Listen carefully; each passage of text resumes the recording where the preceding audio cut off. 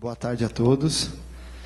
Antes de mais nada, eu gostaria de agradecer o convite do MUSE, dos organizadores. É sempre um prazer muito grande falar um pouquinho a respeito de brand, né? É o conhecimento que ronda em torno do que a gente vai conversar, mas aplicado ao esporte. É um prazer muito grande que eu tenho em discutir a respeito disso, de participar de eventos como esse, exatamente pela seriedade e da busca de agregar valor e de construir algumas temáticas conceituais dentro da indústria do esporte, que muitas vezes acredita que tem os seus caminhos próprios.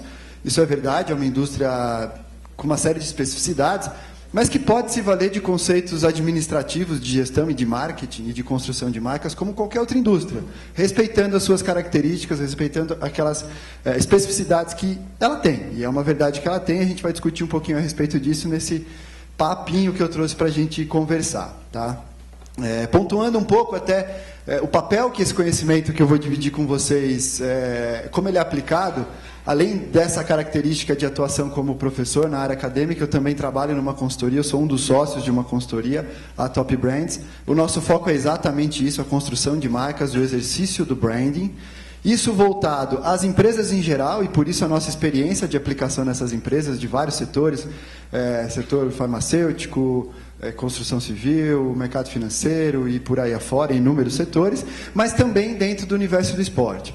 E aí eu coloco para vocês, como pano de fundo, duas questões. Eu acho que cada palestrante que vem traz um objetivo, vem com um certo desejo de deixar uma contribuição, e a minha contribuição eu espero deixar no seguinte sentido. Primeiro, que existem técnicas de administração em geral que podem se valer muito do esporte. Segundo, nesse processo até de uso das técnicas, dessas ferramentas administrativas ou de marketing, entender que, além de tudo aquilo que vem sendo discutido, que é super importante, que são as leis de incentivo, todo esse processo governamental, que ele tem problemas em muitas esferas, mas que isso não seja a única solução para que nós possamos viabilizar a indústria do esporte. Porque isso pode acabar sendo, e é um receio que eu tenho de muitos profissionais, que isso seja uma grande muleta de desenvolvimento. Eu acho que isso tem que ser tido como uma ferramenta, um impulsionador em muitos momentos, mas é importante que nós encontremos formas de que esse negócio se torne sustentável, que ele de fato se viabilize nas suas várias modalidades, nos seus vários públicos, nos seus vários clubes, enfim, nesse universo imenso que ele é, mas efetivamente gerando lucro, gerando receita e mostrando o seu valor para as empresas. E aí eu chego, na verdade, num terceiro ponto, que é o seguinte, e esse é um grande pano de fundo de toda a conversa que eu trago para vocês, que existem dois grandes, talvez três, mas dois grandes agentes na indústria esportiva, que uma delas, um desses agentes são as organizações esportivas, divididas nas suas modalidades, nos seus clubes, enfim, esse grande universo que constrói o esporte efetivamente e entrega o que é o espetáculo. E do outro lado, aquelas indústrias, as marcas, e aí eu já começo a colocar o nome, a palavrinha marca nesse contexto, que podem investir nesse contexto, mas dentro dessa escolha das diferentes plataformas de investimento, nós competimos com entretenimento, com cinema, com arte, com publicidade, com mídias sociais, enfim. Por que uma empresa vai estabelecer ou destinar parte do seu orçamento de marketing, e aí a gente não está falando de dinheiro vindo de benefícios, de incentivos fiscais, mas sim de um dinheiro de marketing, um investimento, uma verba de marketing. Por que eu vou optar em fazer isso no esporte, ao invés de escolher uma outra plataforma de comunicação das milhares que existem hoje? Então, isso é uma questão importante. E o que eu percebo nessa minha experiência trabalhando tanto ao lado das organizações esportivas quanto ao lado das empresas? Elas não sabem direito o que fazer. As empresas, muitas vezes, e até 2016, a gente vive um ciclo super virtuoso, que tende a ser virtuoso, eu vou falar um pouquinho mais a respeito disso, mas as empresas, muitas vezes, elas entendem que o esporte é uma plataforma interessante, mas elas não sabem como usá-la. E, por outro lado, as organizações esportivas também não sabem como argumentar o valor que elas têm para essas empresas destinarem, então, parte dessa verba. E isso acaba ficando uma seara perdida. E as verbas não acontecem, os negócios não se realizam, e a gente tem um mundo cheio de intenções, mas sem grandes concretizações. Então, o pensamento que eu trouxe para a gente discutir, para eu dividir um pouco com vocês, visa exatamente isso. Ajudar a articular as organizações esportivas para que elas consigam se aproximar de uma forma mais qualificada das empresas, e o inverso, para que as empresas, os anunciantes, as marcas, olhem para o esporte de uma maneira mais criteriosa. Esse papel é de quem? Isso é uma pergunta que eu escuto muito, sobretudo dos meus alunos. Nós, empresa, que temos que entender a plataforma esportiva e desenvolver um planejamento estruturado, ou nós, organizações esportivas, é que temos que desenvolver esse conhecimento? A minha opinião é que alguém tem que fazer, e a proatividade é que vai reger o sucesso.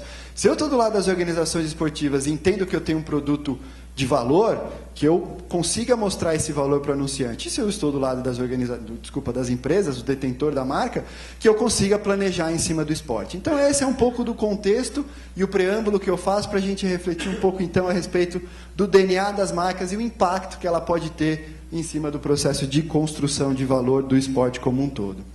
Então, vamos lá. Falando um pouquinho desses conceitos e sobre DNA, eu acho que nada mais interessante que a gente partir para a definição de DNA. Né? Eu acho que é uma temática interessante. E quando a gente pega uma das definições do DNA, essa da Wikipedia, a gente tem que é um conjunto orgânico, cujas moléculas contêm as instruções genéticas que coordenam o desenvolvimento e o funcionamento de todos os seres vivos. Ou seja, é o que rege o funcionamento do ser. É a composição, é a estrutura dele. Isso é o DNA. É isso que vai fazer com que uma pessoa tenha determinadas características. E aí a gente vai expandir esse conceito para a marca, e como é que eu vou pensar então a estrutura de uma marca? Se o DNA ele estrutura um ser, estrutura um organismo, como é que a minha marca enquanto organismo, e aí é uma questão que cada vez mais se debate, como é que eu vou estruturar o conceito da minha marca então? E quando a gente se depara com um DNA diferenciado, a gente se curva. Né? Isso é um DNA diferenciado, é uma estrutura indiscutivelmente diferenciada. O que ele consegue fazer é um absurdo frente a outros resultados da mesma modalidade. Aqui a gente tem um outro DNA diferenciado. Né? O Michael Phelps conseguiu resultados, é o maior atleta olímpico da história, né, da história dos Jogos Olímpicos. Ele é um DNA diferenciado, por mais que ele tenha dedicação, treinamento, etc. e tal, e isso compõe o DNA dele, porque senão ele não teria a disciplina necessária, mas ele é um DNA diferenciado. Outro DNA diferenciado, um fenômeno. Né? Então, pensando numa analogia de marcas, como a gente conseguir estruturas nesse sentido? Aqui, os nossos DNAs diferenciados, nós temos DNA diferenciados bastante claros que conseguem resultados muito expressivos, e aqui um outro fenômeno que é o Robert Scheid, também um DNA absolutamente diferente, uma capacidade dentro da modalidade que ele tem para que nós possamos refletir. E aí eu começo a colocar uma questão também, esse sujeito é um DNA completamente diferenciado.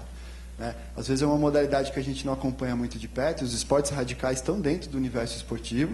Né? Esse é o Kelly Slater, 10 vezes, esse ano ele foi campeão mundial pela 10ª vez, em uma modalidade onde tecnologia não tem influência. Todos eles têm as mesmas pranchas, basicamente, ele ganhou 10 vezes o campeonato mundial. É um fenômeno. O que ele fez é mais do que o Schumacher, por exemplo, fez, porque há uma diferença tecnológica muito forte na categoria dele. Esses são diferenciais, DNAs diferenciados para a gente refletir.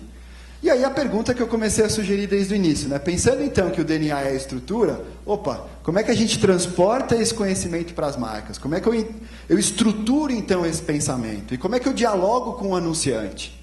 Esse é um grande problema e é uma grande questão. E se eu estou do lado do anunciante, como é que eu olho isso quando enxergo, ou quando paro para analisar as grandes ou as várias modalidades esportivas, organizações, clubes e esse universo imenso que nós conhecemos. Então, essa é a questão que a gente vai começar juntos a tentar responder a partir de agora. Para que nós possamos fazer, então, essa correlação entre DNA estrutural e a marca, nada mais interessante que a gente começar pela definição de marca. O que é uma marca? Para que ela serve? Essa é um grande ponto de partida para a nossa reflexão. Essa é a definição da AMA, da American Marketing Association, existem outras, mas essa é uma grande referência tanto no mundo acadêmico como executivo, que uma marca é um nome, um termo, um símbolo, um sinal, ou uma combinação de todos esses elementos que fazem com que aquele produto tenha uma identificação e uma diferenciação muito forte frente aos seus concorrentes. Então é aquele conjunto que vai fazer com que eu identifique claramente que marca é aquela, o que ela faz e por que ela é diferente.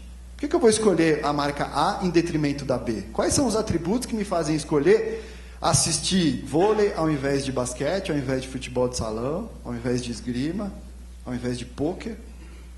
São escolhas. E as modalidades competem também dentro dessas escolhas. Por que eu vou assistir Sport TV e não vou assistir GNT ou não vou assistir Globo News? Também são escolhas de marca dentro do âmbito do esporte. Então o esporte compete com outras plataformas de comunicação e dentro dele as várias modalidades também disputam seu espaço. Por que eu vou fazer essas escolhas? Essa é a grande questão. E aí, trazendo um pouco o conjunto da identificação e o conjunto da diferenciação, eu vou falar um pouco menos sobre identificação, só que o resultado de um bom processo de identificação, ele acaba em lugares como esse. Uma brincadeira como essa, acho que muitos de nós aqui conseguimos facilmente entender qual é cada uma dessas marcas, enfim, qual é a tipologia, a identificação, né? Ao tomar contato, você já sabe que aquela marca, né, com uma brincadeira como essa. O N é de Sony, ou de Nokia, que eles têm a mesma tipologia. Ou a gente faz o abecedário das marcas, que é uma brincadeira de identificação também. E aí, quando a gente tem isso bastante maduro, bastante evoluído, a gente pode chegar nesse nível. Esse carro não é o desse ano, é o do ano passado, mas aí eu peço para vocês atentarem para o patrocínio principal do carro. Com o código de barra, nós conseguimos decifrar qual é a marca patrocinadora por conta de legislação. Olha só a força de identificação que essa marca construiu. Isso é um grande diferencial identificador. É um processo gradativo e que a gente constrói. Ah, mas a Marlboro tem um caminhão de dinheiro, a Nike ou o McDonald's saindo um pouco da nossa categoria. Ok, com dinheiro tudo fica muito mais simples. Agora, com disciplina, consistência e estratégia, a gente consegue chegar. E aí, passando para o segundo ponto estrutural da construção das marcas, como então eu fazer com que a minha marca seja diferenciada? Como construir diferenciais sustentáveis, fortes e que o mercado consiga perceber, enxergar esse valor? Aí a gente começa a entrar em aspectos conceituais que eu não vou me aprofundar, porque não teríamos tempo, mas pelo menos para pautar um pouco a nossa conversa. A gente começa a falar de brand equity, que seria então, numa analogia, o DNA da marca. É a metodologia que faz com que nós consigamos estruturar o pensamento da minha marca. Qual é o caminho que a minha marca vai adotar? Qual é o posicionamento da minha marca? Uma coisa que não existe também é marca sem posicionamento. Isso não existe. O que acontece é que se nós não posicionarmos as nossas marcas, o mercado o fará. E nem sempre na mesma direção que nós gostaríamos.